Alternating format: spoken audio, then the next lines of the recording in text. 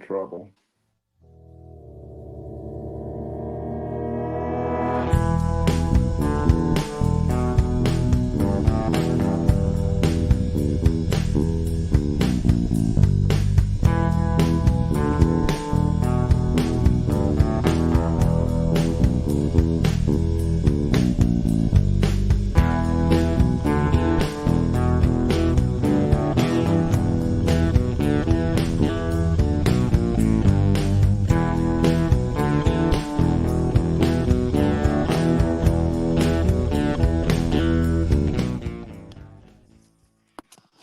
Yes, and today is a day of culture. Joining me are two of the high rollers. If you are a high roller and you don't know how to get on to this show, you don't. Today is a day of culture. Yeah. Oh, yeah. If you want to mute the stream, that would save you a lot of trouble. Um, but yeah, we have lots of things going on.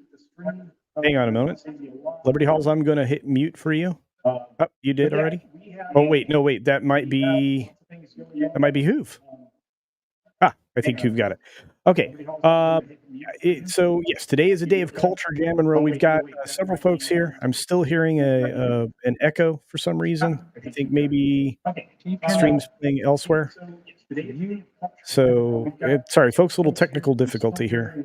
Let me. I'm going to mute Hoove for a moment. I think it was coming through there. All right. So yeah, we've got some stories we can cover. We didn't get to in the first stream we did today, and today is a day of culture.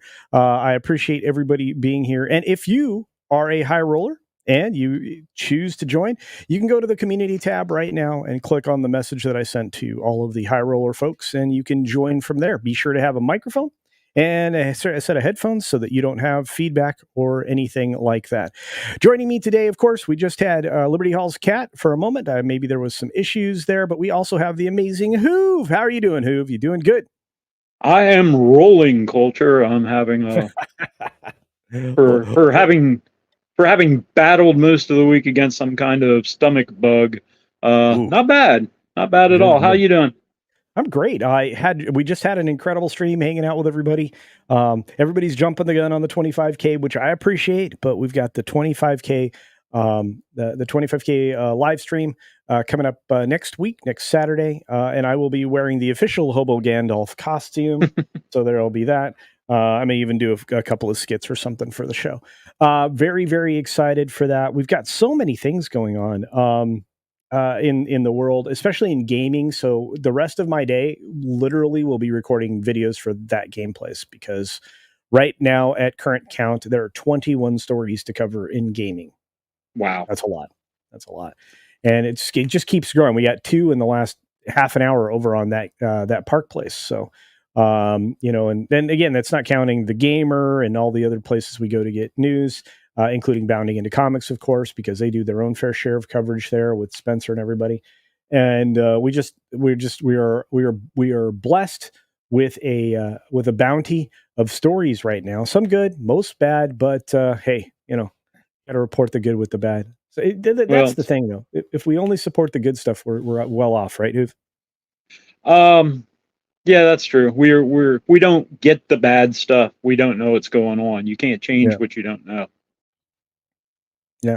And Putin's Cat, this is a member stream. This is the Meet the High Roller stream. We had the member stream last weekend, I believe. If I'm not right, we did the member stream last weekend.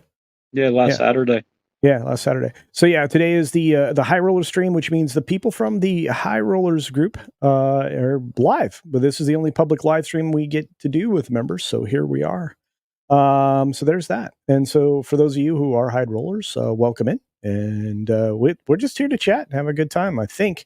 At least I hope so. We've got this stream will automatically redirect over to my friends over at Salty Nerd Podcast when we're done. So you won't miss more than a little bit of their show today. So thanks for that. I'm not a member. So how am I able to see the stream? This is a public live stream with the members of the High Rollers. This is the only public member stream that we do every month. So there's that. hope I can qualify for this one day. I'm sure you can. Yeah, all you have to do is join at the High Rollers tier, and you more than qualify. Staccato DDS. The lovely Sherry is here. She's great. Stabby Sherry is also funny when she's stabby. Yeah. We got Staccato is definitely an MVP on this chat. Oh, I know. I got to figure out a way to do that too. Let's see. We did get some stories I wanted to cover. There's some Lego sets out there that I wanted to talk about, but we did have some stories left over. Who maybe you can help me out with this. Now, our friends in the UK, in the UK are extraordinary. They have weird stuff that happens where they are, though. They're having all kinds of trouble with their journalists. And you may have noticed that when the presenters are out there, they seem to be all getting in some kind of trouble. Not all of them, but many, and most of them are men. And it's for doing things that are less than ideal or inappropriate. And I don't understand this, and I was hoping some of our UK folks would be around to answer some of these questions. But let's take a look at this story because I think it's troubling. Troubling is a nice word. Oops, didn't work. Let's try this. There we go. This is for when there are many of us. Not very many of us now. Let's try this one. Nope, that doesn't work either. One more time. There we go. All right. So, yes, the BBC presenter Jermaine Jenis was fired amid reports of inappropriate behavior. This is another person over at the BBC that's been having trouble. And I believe he focused mostly on sports, but the match of the day and the one show star, Jermaine Jenis, has been removed from the BBC's presenting team amid reports of inappropriate behavior. Thursday afternoon, we can confirm that he's no longer part of our presenting lineup. That's a fancy way to say he's fired. But he's also been removed from agency MC Saatchi's website, which is not good. You lost your job and your agent all at the same time. The Deadline actually contacted the agency for a comment. Obviously, they didn't make any. But the Sun and Daily Mail said that the former England footballer was sacked for inappropriate behavior, while BBC News is reporting that there were concerns over his workplace conduct. What would you speculate he did? Do you have any thoughts on that? I have no insight into it other than what I've seen recently about the overall zeitgeist in the UK right now. I mean, people are getting thrown in jail for reposting something on X that, the local prosecutors in the UK find offensive. So, what did this guy do that was so bad? I don't know. He could have done anything from tell somebody they look nice up to doing something truly heinous. I mean, it's not like we really know, do we? I mean, I don't see anything in the article that says anything about what he actually did. It just says that he's didn't behave properly. Yeah, and this is one of those things, right, where a rep for the footballer says, right now I can't talk about it. I can tell you I'm not happy. There are two sides to every story, and I'm going to be speaking with my lawyers on the issue. So there you go. BBC said that complaints were made about Jenis a few weeks ago. I don't know if I'm saying his name right or not. The 41-year-old was last on air earlier this summer. Jenis' removal comes at a sensitive time for the BBC, which has been plagued by misconduct complaints about male presenters. Well, yeah. In fact, I have that story for us as well. And look, this is something I saw coming for a while there that I had assumed was prevalent and widespread and was being covered up. And of course, I'm referring to this story, the Hugh Edwards scandal, right? The BBC content boss Charlotte Moore reflects on Hugh Edwards scandal. Hindsight's a wonderful thing. Well, yeah. Yeah. I mean, this guy had been doing some very bad things with younger people for a while. And this seems to be, something that seems to continue to happen at the BBC. And Pam Epson, thank you for this, dear. says that he was I saw it. Pam, where are you at? There you go. Pam sent a message saying, culture, it was inappropriate text to other colleagues, I think. And I think that's a issue, right? Because people are sharing too much between each other because they have the ability to share and do things like that. And I think that's bad. And I guess it was within the BBC. Well, it was a little bit different than what happened with Hugh Edwards. But Hugh Edwards also sent some very inappropriate things to a person that was certainly far younger than he was. And perhaps what we would consider rather illegal here in the States. So we're going to bring Liberty Hall's cat here in just a moment. Recently he pleaded guilty to making indecent images of young people late last month and will be sentenced in a few weeks. So the scandal got bigger and broader as time went on and more investigations were launched. And Moore said that we were all shocked at the revelations about Hugh Edwards for everyone at the BBC and throughout the whole of the UK. He's really the villain of the piece, and the victims are those poor children. Hindsight is a wonderful thing, but the BBC did everything with the evidence it had at the time. And I would challenge that because based on the reporting that I had done and I had sussed out, this was a known issue for like many, many years. And they did nothing, and that's disappointing. Let's bring in Liberty Hall's cat. Liberty Halls, how are you doing? I'm hoping I'm doing better this time. You sound great. Good. You sound wonderful. Thanks for being here. So we were just talking about the horrible things that are happening within the BBC.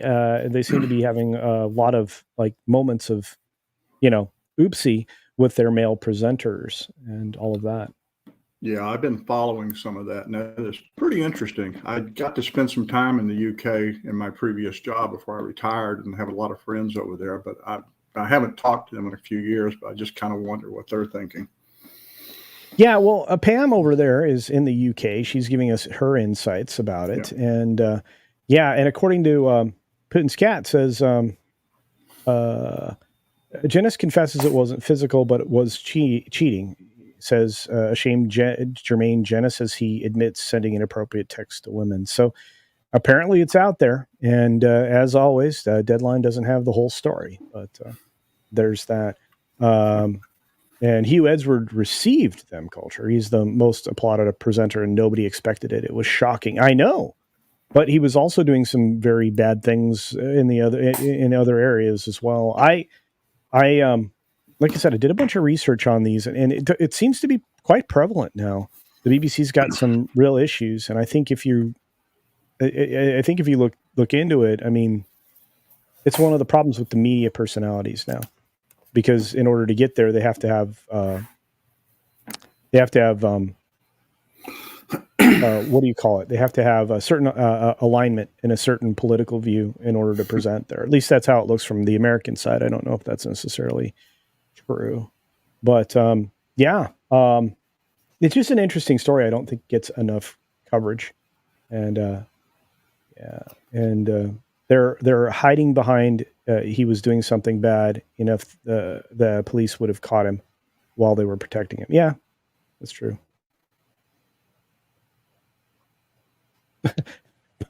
This cat, as a general rule, I won't show my face and my junk in the same shot. Yeah, it's probably not a good plan. Yeah, I could see that. How about just don't send that lower part of your body to anybody, right? Anyway, James Woolard, thank you, says, Janice is a bit of a moron. I'm probably saying his name wrong. But we now seem to have banned any relationships between work colleagues. Need to know more, but if the messages are reciprocated, then what's the issue? If it's reciprocated, that's an entirely other conversation. Unless they're sending it across corporate emails.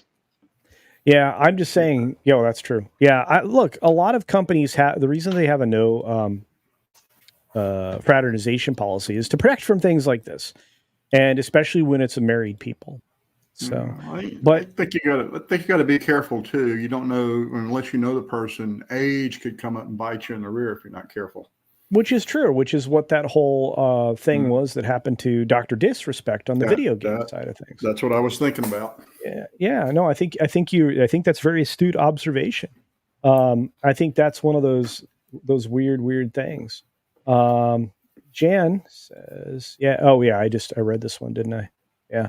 But it's just a weird thing, and we're seeing that more and more frequently, not just in the UK, obviously, but here in the States. And I think the tattletale culture is really prevalent right now. So I think that, maybe return to the era of civility, kindness, and appropriateness that we once had in the country, that might save your bacon when it comes to things like this.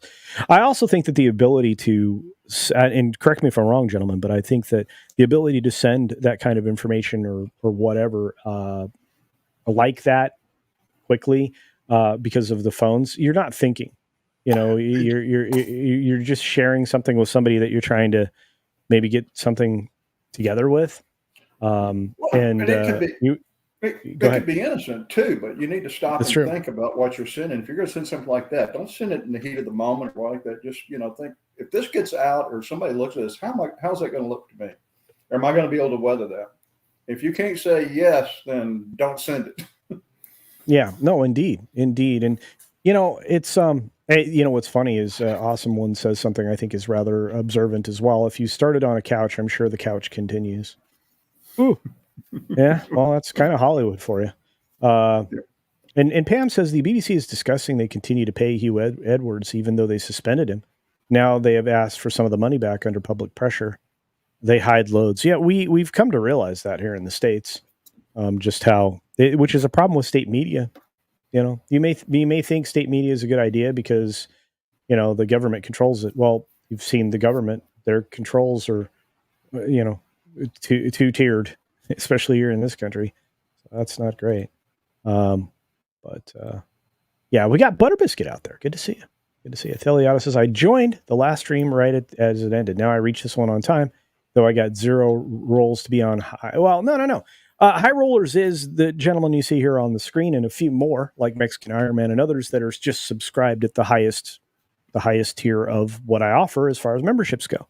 And this is the best perk I can offer, which is a public live stream with all of you. So just a chance to visit with the people who support me the most. So this is why we have the High Roller stream once a month. It's for everybody that is a high roller and for everybody to watch, which, like I said, it's the only public live stream we do. Real quick, what else do we got, Theliata? We got another story I want to get to. These I like actually that these are the conversations we're getting to have. So I thank everybody for steering the conversation in entirely different direction on the earlier stream on the Saturday news update. That was brilliant. You guys are funny, and the chat was great. One of the things I will always say, and I said it several times during the last stream, but I have the best chat of anybody on YouTube. I do. You guys you converse with each other and you converse with me, and there's a give and take in the conversation, and it's just super fun. And I think that's why I think YouTube is taking over all the streamers. I don't know. Do you guys think that's probably right with the interactivity? Oh, absolutely. I love it. It's just, you get in, I've seen Ruby Who, Weatherman, and Penny and all the others just to say hi. And Tom F., who I think is driving today. We've hooked up with a few conversations, and it's kind of nice to be able to talk to people. I kind of look forward to it in the morning.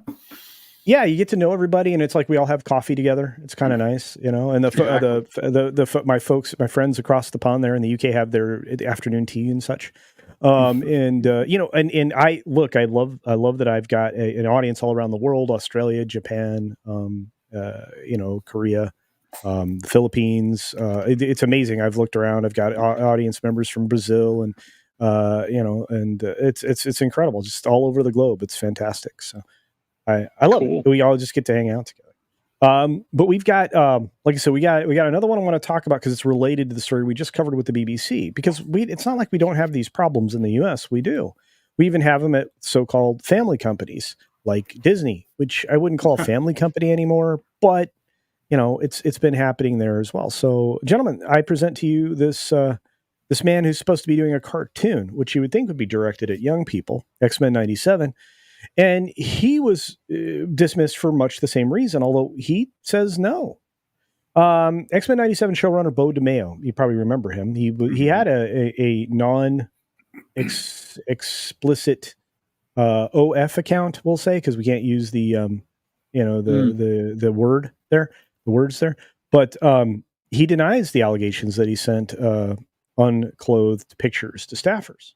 This John wrote just a couple days ago, and the attorney representing him basically pushed back because there really wasn't a good reason to fire him. The Hollywood Reporter's Boris Kitt and Aaron Couch writing at the time that he will no longer be promoting the show or moving forward with future seasons, despite the fact that he kind of revived the show. The duo also know that DeMayo's company email was shut down, and cast and crew for the series were notified that he would no longer be working on the project. DeMayo also shut down his Instagram account. It's probably a good move considering some of the images that were on that. But in an interview with Entertainment Weekly, Marvel Animation's Brad Winderbaum denied that DeMayo was fired. He told the outlet, "I can't talk about the details, but I can say that Bo had real prospect and passion for these characters and wrote what I think are excellent scripts that really the rest of the team were able to draw inspiration from to build this amazing show that's on screen." When specifically asked if he would describe DeMayo's departure as a firing, Winderbaum said, "I don't. We parted ways," is the best way I could say it. So that's couching it in an entirely different way. By the way, nobody's ever fired in Hollywood, and if they are, it was extremely bad. It was extremely bad. So Except for one. Yeah, exactly. Finishing this up real quick. About a week ago, DeMayo took social media to claim that Marvel stripped him a season 2 credit over posting a gay pride post to Instagram depicting himself as a member of the X-Men. He wrote, "Firstly, I'm grateful to have worked on X-Men 97, collaborating with some amazingly talented folks. Creating this revival was a dream come true, and the support fans have shown is so touching. However, I felt it pressing for me to speak up in the wake of leaving the show." And this is him. That's probably a little bit more explicit than it needed to be. But again, this is an Instagram post, and it was during Pride Month. He continued, "Above is X-Men fan art I posted on Instagram for Gay Pride in June. On June 13th, Marvel sent a letter notifying me that they'd stripped my season 2 credits due to the post. Sadly, this is the latest in a troubling pattern I suffered through while working on X-Men 97 and Blade. I'll have more to say soon, but must take a step back from social media to find a safer space for me to be out, proud, and nerdy. Stay tuned." Interesting. Marvel Studios responded to this accusation from DeMayo, telling Variety, "This is crazy, guys. Mr. DeMayo was terminated in March 2024 following an internal investigation. Given the egregious nature of the findings, we severed ties with him immediately, and he has no further affiliation with Marvel." Okay, so we're coming up on it. So, furthermore, Variety's Adam B. Very and Katzy Steffen shared a source with knowledge of the investigation, said evidence was discovered of bad misconduct, and DeMayo repeatedly violated his termination agreement, which led to the removal of his credits for season 2. Odd. Despite claiming he was taking a step back from social media, DeMayo responded to this report from Variety, saying the truth will be revealed after their Disney Plus disaster. Marvel wants to mislead with alleged contract breaches over tweets. It's tragic. It's come to this, but unsurprising. Stay tuned. That's bad news for Disney. Again, so finally, we get to the lawyer's statement. DeMayo's lawyer informed Deadline, "Having much experience with Disney, the playbook is always the same. Family-friendly on the outside, but secretly attempting to plant illegal, unconscionable items in contracts that silence the truth and stop the employee customer from asserting basic constitutional rights." Does that remind any of you of what was happening with the recent accidental death case that Disney started to have really bad optics on? Oh, absolutely. Yeah, whatever tool they can find in the toolbox. Do you think that when you sign up for Disney Plus, you're signing away all your rights, including your life, apparently, when you're signing up for their terms of use of a streaming platform? Well, first of all, I never signed up for Disney Plus. Well, understood. Yeah, but yeah, I mean, if you're going to go ABC, write down what it said. They said, yeah, you just basically signed your rights away. Fortunately, and I think it shows through, they realized that the court, in two different courts, one, the federal court or civil court, probably not going to fly, but in the court of public opinion, definitely not going to fly. And that was the results. They backed out. True story. Yeah, true story. I mean, look, you can have a moral turpitude clause in a contract. It's safer. So the problem with ambiguity is that lack of specificity can be deemed to be either supportable or unsupportable.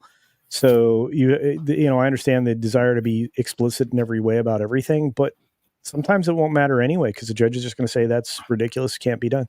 Good to see you, John Platt. It's been a minute. See you every weekend, it seems. YouTube is definitely taking over in the UK. They are. I watch Pro and all the gang all the time. Thank you, Pam. We appreciate it.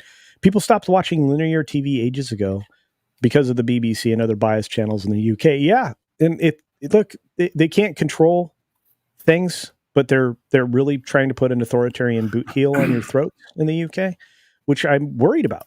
I'm worried about you guys. You've been you've been the closest American ally for a long, long time. And we're supposed to be leaders in the world, so we need to turn our country back around in a way that, is a little more free and full of liberty and pushes back against the behaviors in other countries so that they get their stuff together. There's a solution to this, but it's going to involve some really hard decisions by leadership in the future. So, But DMG says, and this is a person that would know who covers this, biggest problem here is they never realize your employees are also customers. They're in communications, a stakeholder, and they are your biggest cheerleaders. They are, in fact, your family. That's right. Yeah. Well, just kind of jump back a little bit to the Disney case. I mean, and I think they realized that nobody in charge, nobody was looking at what the fallout was going to be. I cannot imagine that with them being the landlords, and I'd love to see the contracts that they had between, was it Raglan and themselves? I guarantee there was an indemnification clauses in there to hold them harmless. So they should have just said, hey, this is terrible. It happened. We're going to go through this. We're going to work with what we need to do and just, and let it fall alone and Raglan will defend us. Yeah. Raglan Road, because I've been there more than a few times. And I know what you were saying, but look, I mean, I can understand. A kitchen's a busy place. If you've ever been in one or worked in one or whatever, you're always trying to keep things separate because you know that people have allergies and things like that. But you also have some kind of clause, usually written on a menu or something that they still have these things in the kitchen, so there could be accidental contamination. But because Disney is the one that has them do such stringent disclosures and everything else, asking about, they have a policy for all restaurants, including their own, that on property they have to ask and go through a specific protocol when it comes to food allergies. So Disney provided said policy, which again puts them on the hook. Now, according to Putin's cat, lawyers suggest the Disney terms of use is too vague. I agree with you. That's actually part of the contract law. Believe me, I've written so many contracts. I've reviewed hundreds of contracts, but anyway, maybe more, maybe thousands. But when you look at this, it's like if the contract's too vague, it benefits the aggrieved. You have to be actually quite specific. And in this area, there is no way you're going to convince a judge that a streaming service is related to being accidentally killed in a restaurant. The two things are not related to each other. Absolutely. So that's why Disney, in light of the bad optics and everything else, opted to skip a step and go right to court, which they'll lose or settle. And they will ask for some kind of a recompense or equal settlement from the company that owns the Raglan Road restaurant that they operate in the area formerly known as downtown Disney, which is now Disney Springs. So, regardless, this lawyer's speaking plainly incorrectly. And what's funny is all these things are related, right? This is the way Disney goes about doing business. So he continued, as we will explain through detailed examples, which we will roll out in detail one by one, Disney's model is very clear and repetitive illegal pattern. Once it gets challenged or exposed, the gaslighting and redirection of the blame toward anyone willing to tell the truth starts through an intentional, well-oiled public publicity machine, which, believe it or not, this very the very place that he's reporting this, in Deadline or in Variety, or even, it doesn't matter, Hollywood Reporter, they're all owned by PMC. It's all Penske Media. That's it. So they are all owned by the same thing. You don't think that every single story mirrors itself? They might as well just have 12 writers that write for all 3 publications, because the stories are all largely the same. And at times, and I'm sure Dice Media Group will tell you, because he's in the chat, what happens is, they get sent a press release and they write the press release. That's how lazy media is these days.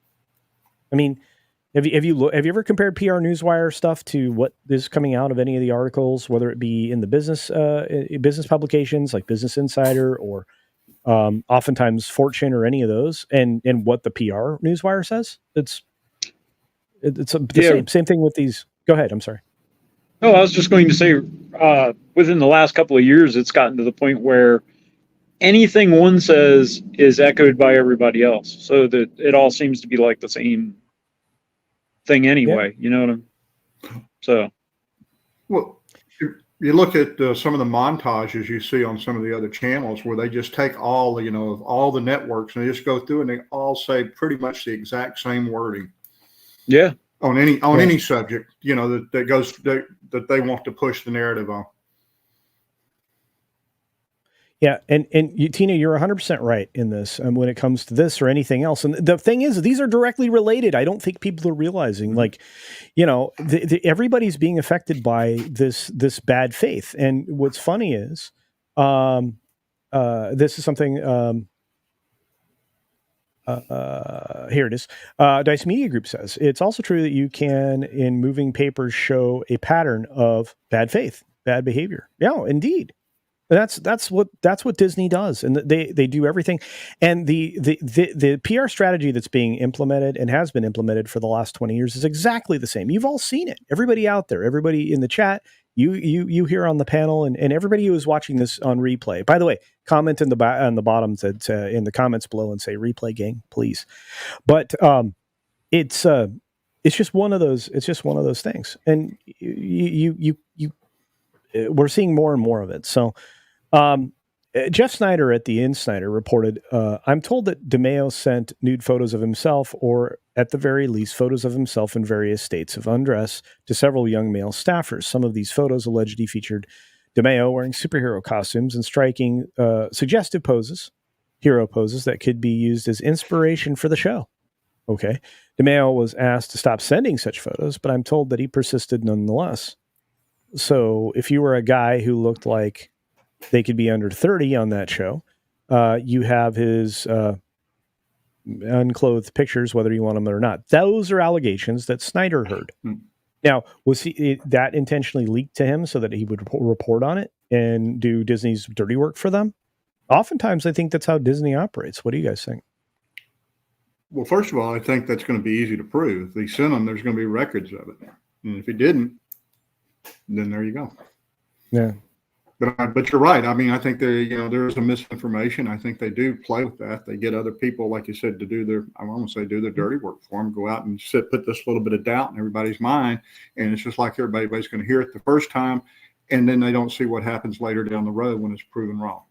And I'm not defending him. I'm not saying one way or the other. I don't know. It'll all come out in the wash. And I think that it will. You're not going to be able to hide something. If you sent it, emailed it, or any other ones, the forensics will be able to go back and they're going to be able to pull it all up. And he's probably got his own records. And if he's saying he didn't, then he might have the proof, kind of like Gina Carano. She's got all of her stuff.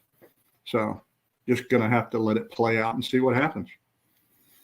And somebody go on their face, or somebody's going to go behind there and settle out of court, and then you'll just scratch your head and wonder, gee, I wonder what happened. Well, the guy certainly deserves his day in court, so absolutely. We'll see what happens. I think he's going to get it, and I think Disney solves problems with settlements and NDAs, and they prevent problems with NDAs. They'll sign you up for a consulting gig. You sign an NDA. You can't say anything disparaging and get your paycheck. That's how they kept lots of former engineers like Tony Baxter quiet over ridiculous decisions and being made around, well, let's just use Tiana's Bayou Adventure, formerly Splash Mountain, as an example. They kept Tony quiet on that. They'd done it multiple times. I'm sure he saw it coming. Well, look at the previous president of Disney. They did the same thing to him. He can't say anything. He's under an NDA. Yep. Yeah, if you want to get your golden parachute, you got to shut up and listen to you be blamed for every problem that we've had, including all the ones that aggravated. You're right, Liberty Halls. But I hope that somewhere, and maybe Gina's the one that said, no, this is the hill. I'm going to stand on it. And I'm going to die on it. One way or the other, it's going to come out. Yeah, and look, I mean, apparently Disney knew all about his non-explicit OF page and didn't do anything about it. And there was an allegation that somebody attempted to replace him out of jealousy. When they objected his free speech rights with illegal NDAs, certain person over there tried to replace him because he was becoming more successful than other creators. Well, yeah, he wrote something that people really enjoyed. I guess wasn't as woke as it had been advertised to be. I think several people had favorable opinions of the show. I didn't. I wasn't going to watch it anyway, though. Ask Disney if this separation agreement illegally silenced him. Let me know what they say, he concluded. Don't print this crap. It's wrong and defamatory, talking about all the other stuff that was up here. But look, I mean, the HR folks over at Disney are not the employees' friends. In fact, most HR departments now are adversarial to the very employees that they bring in because, well, you are a liability. And that's what that is. But DMG put this up here. I've had this comment up for a minute. I want to say they fire reporters, and this is what you get. Well, that's actually what happened. There was a very unpleasant story about Disney that was written and being researched by someone in the real news media, and they were fired from their job for no reason. There are people being fired for telling the truth in the news all the time. When you actually have investigative journalists out there, they're losing their jobs over telling the truth. That's a problem. It's a big problem. But yeah, there's that. Hey, Jill's back. Hi, Jill. Jill's back. Yeah, Brogu. But this is something I think we're going to see forever. And at least until Disney gets cleaned up over there. But John Plant adds to the conversation with £5 sterling proper money, everybody. 5 proper sterling monies. Culture Casino Cash says, Culture, have you watched Yellow Flash's video covering the backlash Sony and game devs are facing over this woke DEI game Concord that gamers are not buying? I can tell you this. We covered it a couple weeks ago over at, not this specifically, this specifically, but I mean, I haven't seen Yellow Flash's videos specifically, but yeah, we've been covering this at that gameplay. If you're not a subscriber over there, that the channel that I run with a wonderful team over there, including Jonas J. Campbell and Nolan Thunder and Loki's Mornings of Mischief and Space Dave 2000 and Spencer Bakuli and Marvin the Movie Monster and many others. You should check it out because we were covering this Concord thing for a while, and we actually this coming week we get plenty of Concord coverage along with Dustborn and Star Wars Outlaws and many other things. So, no, I haven't seen his videos, but yes, I'm very well. And gamers aren't buying this. First of all, I don't know, gentlemen, are either you play video games at all still, or are they beyond you, or not your thing? I still do. I play the Blizzard Diablo stuff and Borderlands and Fallout. Liberty Halls? Oh, Fallout, yeah, indeed. Liberty Halls? Actually, no. I haven't played a game in 7 or 8 years. I've just kind of started thinking about it. I retired 7 years ago and been doing a lot of things, and I've got hooked on this and enjoying the heck out of it. Now I'm kind of looking at my old computer thinking, well, I want to try this again. I used to enjoy this. Yeah. So. Yeah, I think, oops, I just bumped my mic. I still enjoy video games when I have time for them. I'm going to have to start making more time for them because obviously I just created a job for myself on a game channel, but which is fine. Look, I never realized I was going to be busier when I was retired than when I was working. So, and I did retire a little. Yeah, that's right. Yeah. You need to let us know when you're going to live stream Zork. Oh man, I don't know if I want to go back to text-based gaming. I don't know if I want to do that. But man, that's old. But I thought this was an interesting story, and it correlates with everything else. But I will say that games have some problems, and they followed along with other entertainment avenues such as films and television, and they're going to pay handsomely for it because they are the most financially beneficial part of entertainment. They make the most amount of money in comparison to films and television.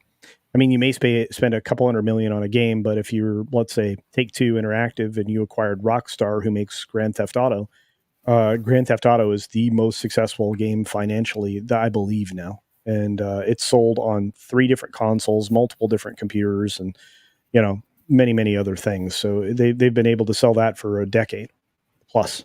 And it doesn't seem like there's any stopping them. But when we get to GTA 6, gamers are already skeptical of that, and I am included in that because I have some insight, and we've been talking about it on That Gameplays, and we will continue to. The news is not good when you have a gaming company that I don't know. When they come out and they put at-risk statements of being negatively reviewed, then they understand that they've set themselves up for that situation. You're starting to see that. I mean, Disney even recognized that in their thing, as they knew they're going to get bombed for terrible decisions like Tiana. Tiana was a bad idea from the beginning to end, but that Story Matters group that seems to be pushing everything at Disney is destroying everything at Disney. And Iger put together a bad idea. Go ahead, Liberty. No, I was just saying until they go in there and clean all that up, you're going to be living with the consequences. And even then, you might have some stuff that just, somebody will just shut up and not say anything, and then they'll sneak under they'll still be pushing some of that. But I do I enjoy your gaming channel, even though I don't game. It's the stories behind everything. I really enjoy following that. Yeah, I think we're starting to get a good flow over there. And like I said, right now I keep adding stories. I don't even know. There's over 16 now that I could get the team together to record today, which I hope to do because I want to get well in front of some of these stories because I can't believe how quickly it's breaking. That's a horrible problem for a content creators culture. Well, too much to cover. That's true. Yeah. Dice Media Group says, sing Paradise Theater. Not on this stream, but maybe some other time. I've got guests here. I don't want to torture them with that. Pam suggests that I investigate the BBC about what they did to Princess Diana and Martin Bashir. Yeah, he's a terrible person. Isn't he the guy that kind of drove this whole thing? Cliff Richard, and how they hid the Jimmy Savile scandal. Really? Pure evil. Holy cow. All right. Well, we'll have to look into all of that. Yeah, Bashir has a mixed reputation at best, I believe. And there's been some bad reporting across the board. You used to have something, I can't remember, it's very oddly named, it wasn't Periscope, or it was like a news program that did have some good reporting on it. I can't remember. They did some interesting work on the Church of Scientology and stuff like that. I cannot remember for the life of me what that program was called, but I used to watch it.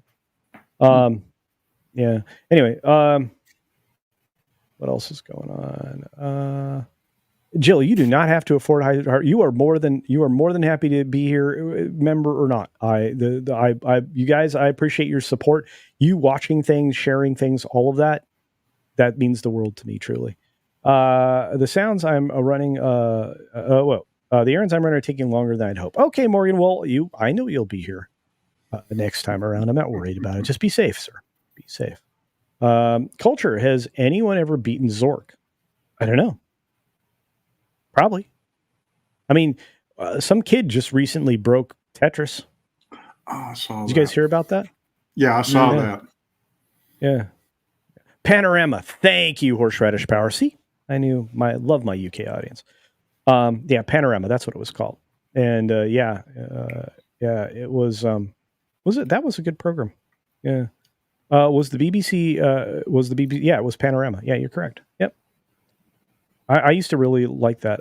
Every copy of Zork I had glitched at a certain point. Ooh, that's not good.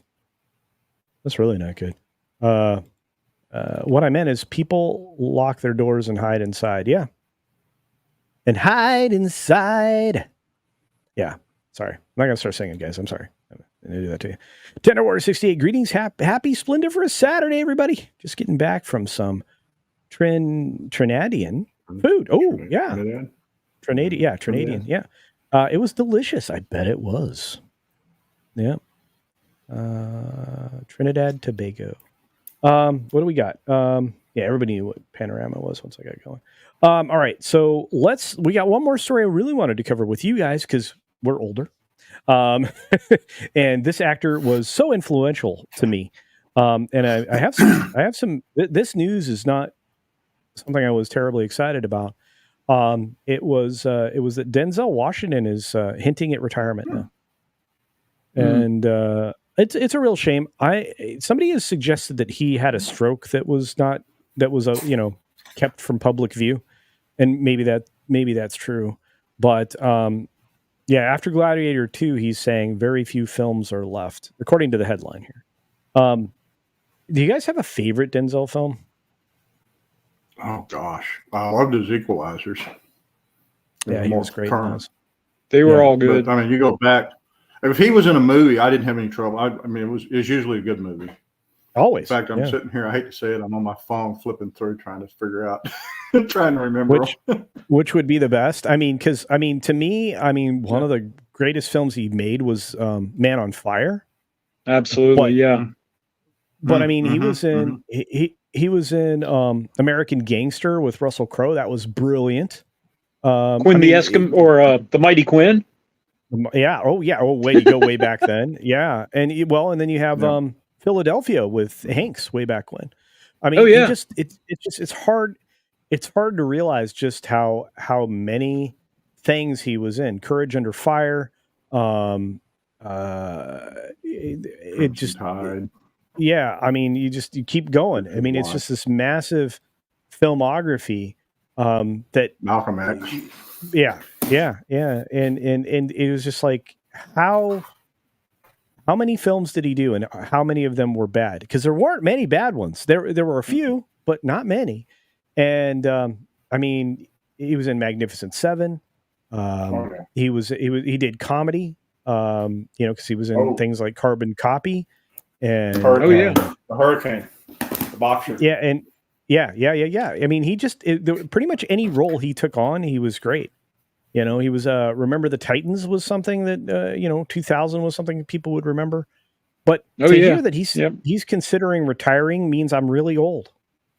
Give it a few more years. I'm like my back is hurting right now all of a sudden. I don't know why. No, Denzel Washington is flirting with on-screen retirement. An old friend recently got him to serve at least one more performance. So he did do Gladiator 2. I have very low expectations for that film overall, and I don't want him to have that be his last film. I think that would be a shame because I think it's not going to be as well received as the original. So to quote him, and that's why I skipped down to this part of the story, he said, "There are very few films left for me to make that I'm interested in, and I have to be inspired by the filmmaker. And I was tremendously inspired by Ridley. And the last time he worked with Scott was American Gangster, which I think is a great film. I think it's a wonderful character development story about a man that, is inspired to carry on his boss's work and do it very, very well." Apparently, he said, "We had a great go-around, the first go-around, and here we are. He's engaged. He's excited about life and his next film. He's an inspiration," added Washington. "We should all want to feel like that at 86. So very complimentary of Scott. He said that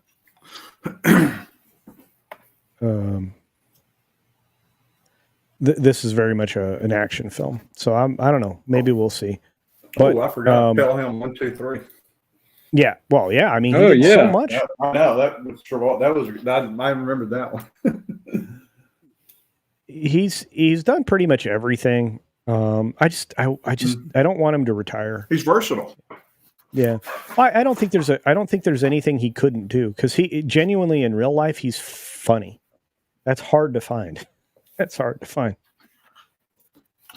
Yeah, you're not wrong. It kind of goes. Go ahead. I think it kind of goes back to, I don't know, was it Lou Grossman? But he's learned. He knows he doesn't take himself serious.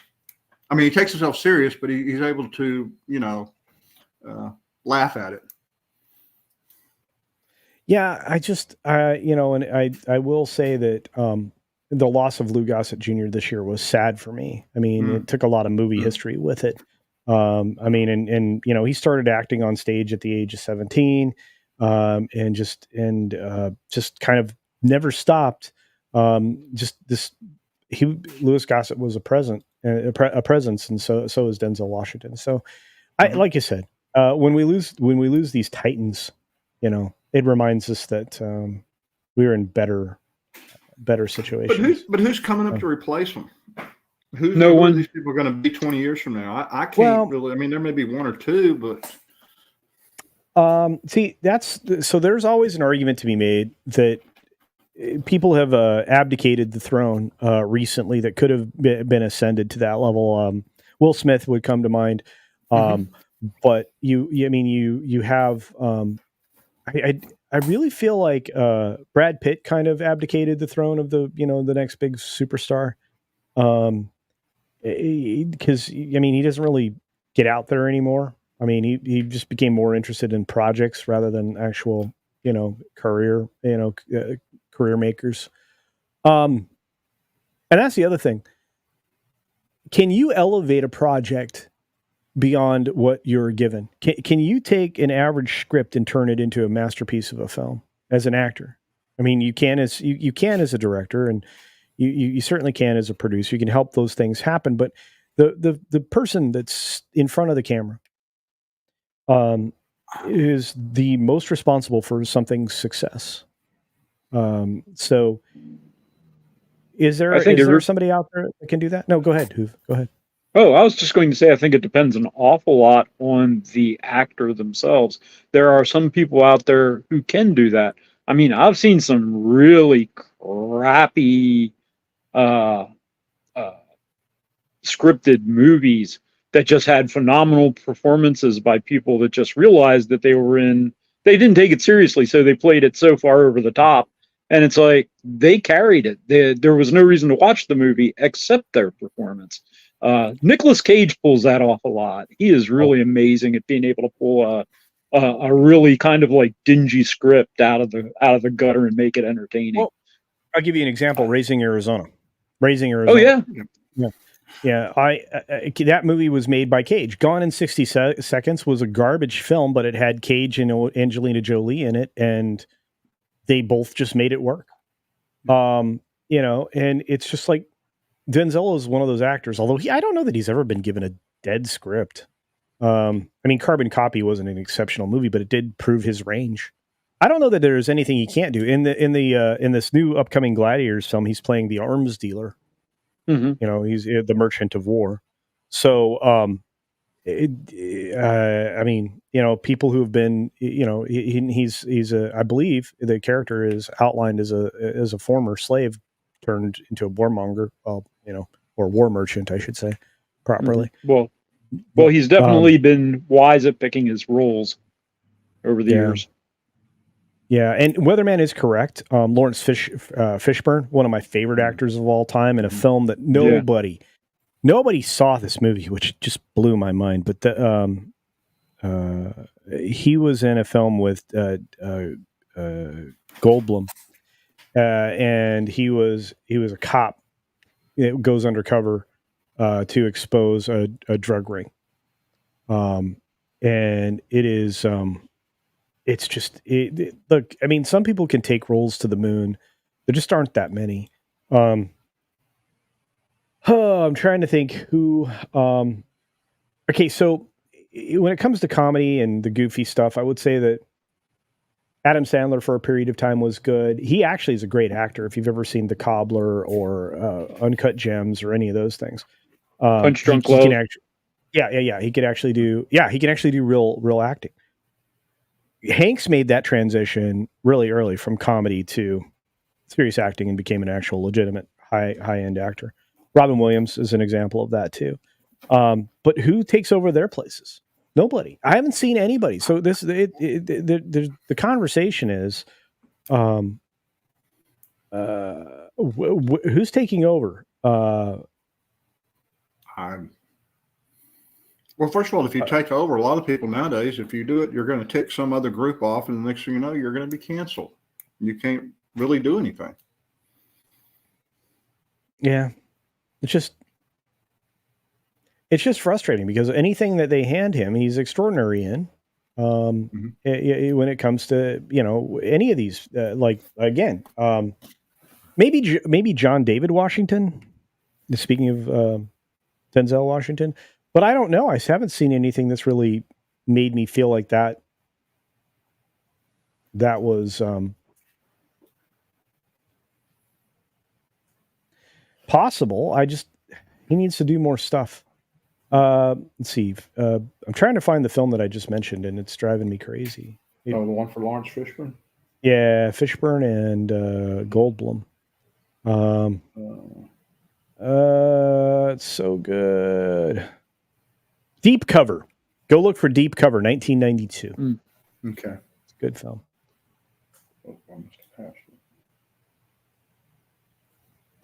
Oh man, okay. I'm looking at this so many movies. I want to go see that again. Yeah. WAP is correct. Johnny Depp might be one of those people. He has incredible range and depth. He really did create a character in Jack Sparrow. Jack Sparrow, yeah. But and he didn't get typecast in it too. I don't think he's able to do other stuff. That's the bad part. If somebody gets into a movie, then they get typecast, and that's all anybody expects to see them. Well, Johnny's not all that young either. No. That's the problem. No, he's in the 50s. Well, we're looking, and this. I think all the names we've recently mentioned are 50 plus, if not 60 plus. Yeah, we're starting to look at these aging actors, and I know it's because I'm older, and I know because they're making great things in the 80s and 90s that they're 20 years my senior, but it's like I don't see anybody else coming up. And Rob Altus is correct, I think, gentlemen, in saying that the people running the studios have destroyed the movie star. I don't know how that's arguable. Well, I don't think it is. No, I think the proof is in the pudding there, because you can't name them. You're sitting here trying to think of it. I mean, if somebody says such and such is showing and this is in it, I'm going, I never heard of them before. Yeah. Yeah, I can't think of anybody that I just go to the movies to see because they're in it. They have to be actually bringing something we're seeing. Yeah, I mean, you're showing I'm showing my age here. The thing was, when I was growing up in the 70s and 80s and stuff like that, you say, oh, Clint Eastwood. Oh, yeah, I want to go see a Clint Eastwood movie. It was going to be. Oh, yeah. It may not be the best movie, but it was going to be entertaining. And that's what I went to the movie for. Yeah, but here's the difference, right? Clint was a product of the old studios, the old studio system, right? Yes. And as Joe Powers points out, they're not interested in quality adaptations. They're looking for the lowest common denominator stuff. When you realize that all Clint Eastwood has to do is walk into the studio, ask for $80 million, they'll give it to him to make any project that he wants. Because he wasn't going to go over budget either, because he wasn't going to do a bunch of retakes. He'd take his one shot. That was it. We're going to live with it. Well, yeah. Well, he would take his few. That's true. Because I have heard that. I have heard that because he likes to pocket the balance of the money. Yeah. Well, so he just, and that's fine. I mean, that happens in Hollywood. Hey, Sultan Al Fahim is in the house. Good to see you, friend. It's been a minute. Yeah, it's just. You don't have those guys anymore. You don't, there's no John Wayne out there to save your bacon. There's no, you can't even rely on, some of the actors of the 70s and 80s anymore, because you're just not, they're not around anymore. They're too old. Nobody opens movies anymore. I think, how many people do you think can open a film? I mean, outside of maybe, Depp in a Pirates movie would open the film. Tom Cruise, maybe. Keanu Reeves, maybe can open a film. But I mean, Denzel Washington can open a film, and he got this is the other thing, because I think last year he made one of the best films I think I've ever seen.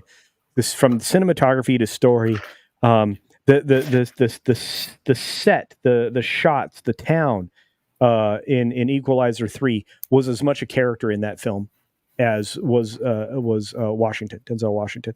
And I think if anybody could play, and by the way, that's a race swapped character, and nobody cared, because it goes all the way back to the first one, and it didn't matter, right? Yeah. But, Ke Huy Quan, he's wonderful. He's great in the roles that he's been in. but I haven't seen him do anything. I don't know that he could open a film. Hiddleston's incredibly talented. He's youngish and he has range, and that's not a lie.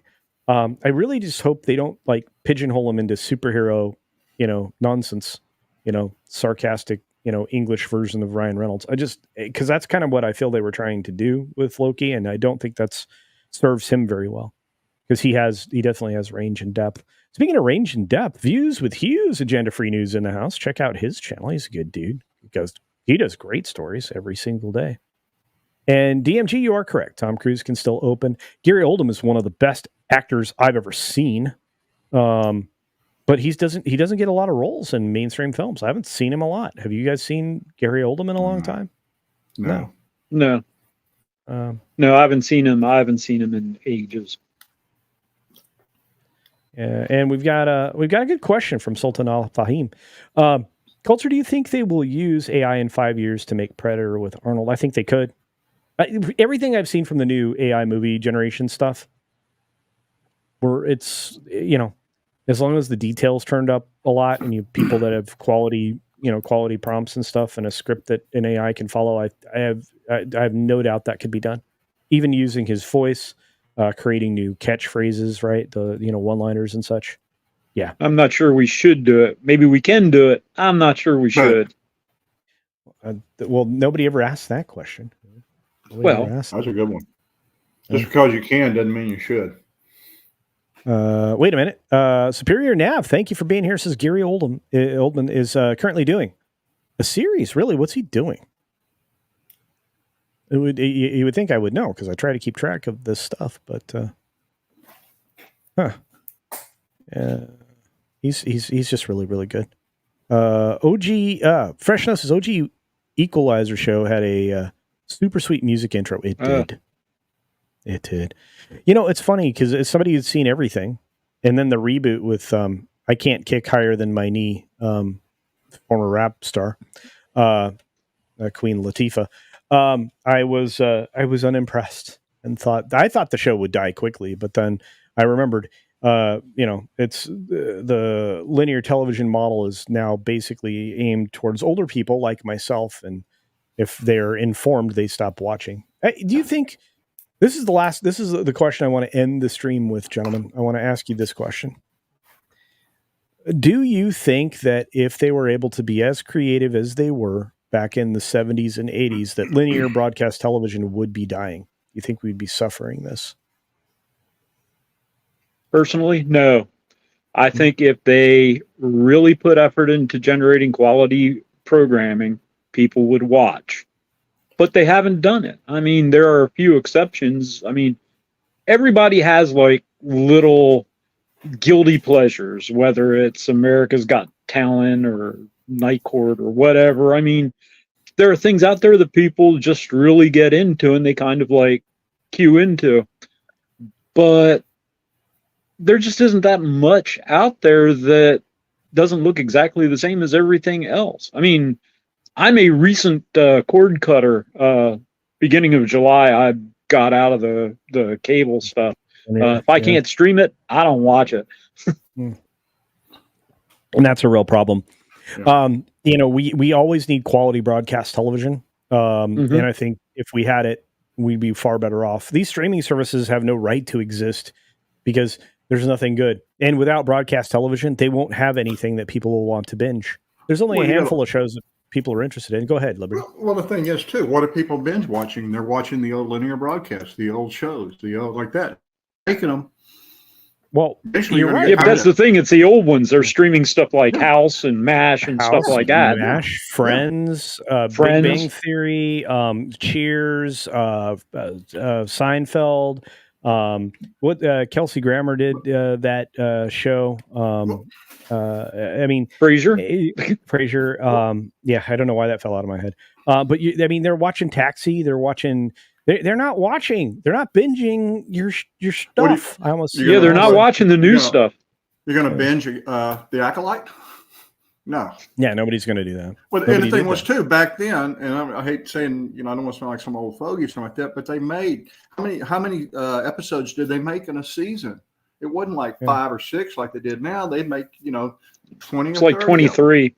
Yeah, 20 to 30 Yeah, of them, and then they'd run it for 5 years, and bam, you got 100 shows. But you don't have that now.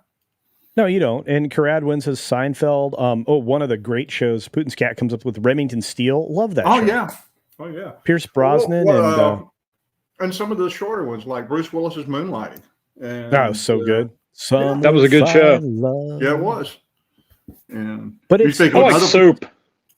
Yeah, Soap. I hadn't thought about that in a long time. Soap and Married with Children. They were two biggies for me. I loved them both. And that's the funny thing, right? And you can go back and rewatch them, but nobody's going to go back and rewatch, some of the stuff we're getting now. Well, I mean, outside of the soap, could you even do a Married with Children now?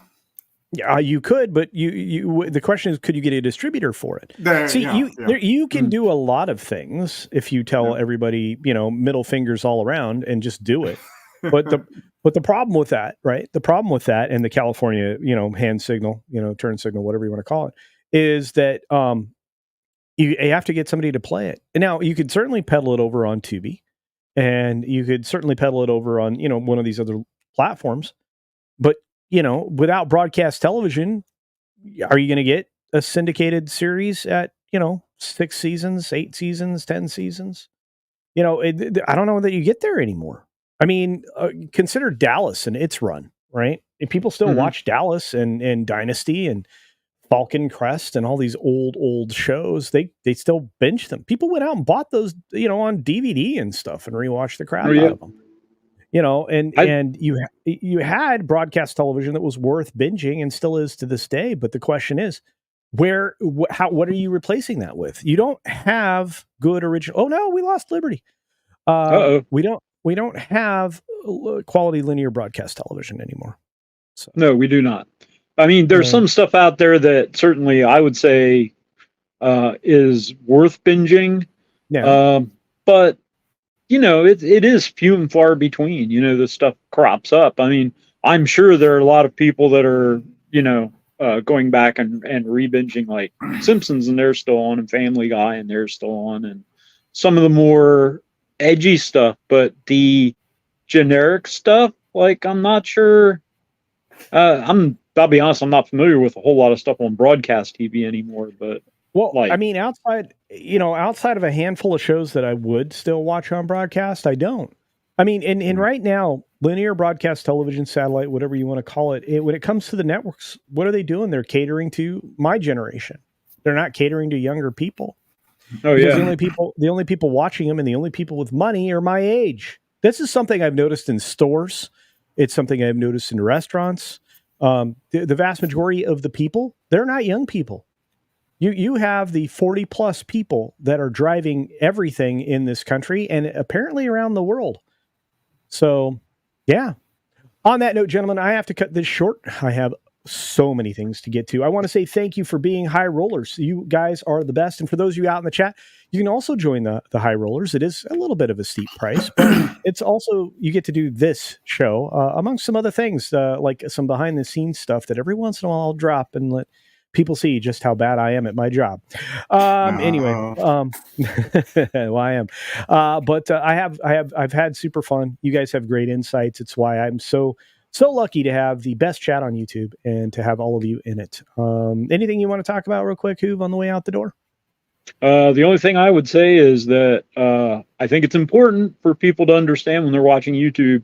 I know the content creators don't say it, but these guys are really working their butts off to provide us with entertainment. If you can support them, hit the like, hit subscribe, share the sucker out, go to the different platforms, put it on your Facebook, on your X, just get it out there, share it out. Thank you. Hey, Liberty Halls, I think this is your first one of these. So anything you want to shout out, say about? Well, you have a favorite channel? Well, I think who pretty much covered everything. You got to hit that like button. I find myself remiss before I'm leaving. Oh, crud, I forgot to hit the like button. I have to go over and hit it. So, but no, not really. I've enjoyed it. It's something I've really just started here about, I guess it was back in end of last year. I hurt my back and I was just sitting around, flipping around, and I started coming across WD Pro and then all the others, Valiant, Renegade, and then I came across yours, and I just really enjoyed how you covered everything. So, I go visit all the others, but I guess you're kind of the home that I come to every morning before I start going looking at other stuff. And I just really appreciate it. You have the people in the chat are fantastic, and all the ones, and I'm going out and visiting other sites, and just glad to be a part, and felt I needed to do the contribution for the work you did.